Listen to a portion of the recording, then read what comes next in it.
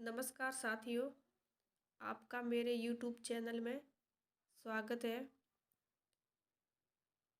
आज हम मॉड्यूल 9 की प्रश्नोत्तरी को हल करते हैं।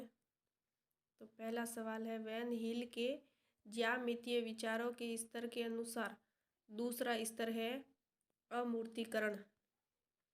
निम्नलिखित में से कौन सा बुनियादी संख्यात्मकता का घटक नहीं है? गणितीय संचार। निम्नलिखित में से कौन सा परिदृश्य जोड़ और घटाव से संबंधित शब्द समस्याओं में शामिल नहीं है? वस्तुओं का वर्गीकरण। निम्नलिखित में से कौन सा पूर्व संख्या कौशल नहीं है?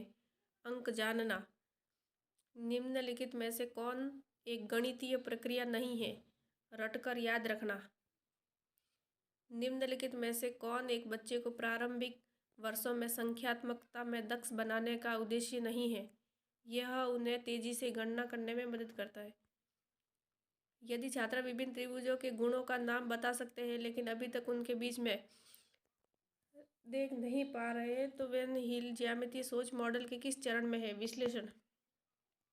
निम्नलिखित में से कौन डेटा प्रबंधन का एक घटक नहीं है?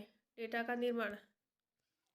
निम्न चीज़ों में कुछ विशेषताएं समान है, उन्हें एक साथ रखने की क्षमता में वृद्धि होती है। वर्गीकरण। एक संग एक संगतता की समझ के निर्माण के लिए बच्चों को कार समझने की आवश्यकता नहीं है। संख्या निर्देश करने की प्रणाली। निम्नलिखित में से कौन सा युग्म एक दूसरे के पूरक नहीं है? घटाव और गुणा। निम्नलिखित में से कौन सा संख्याओं का प्रकार और उपयोगिता नहीं है? सौंदर्य संख्या।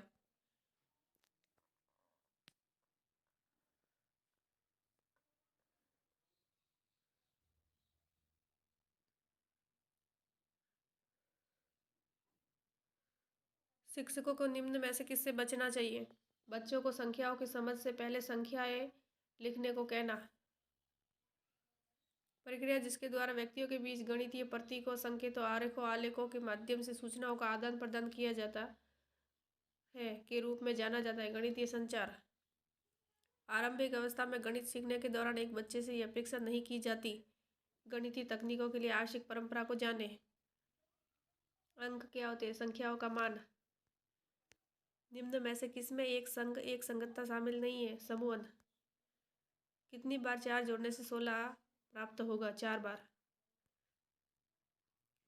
माँ के पास में 12 गुलाब है, सीफा के पास 15 गुलाब है, किसके पास ज़्यादा है और कितने से? उपरोक्त सब समस्या में किस घटाव संदर्भ का प्रयोग किया गया है? तुलना।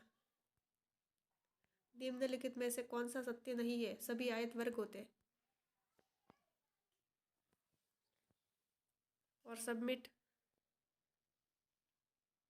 कर सकते हैं आप।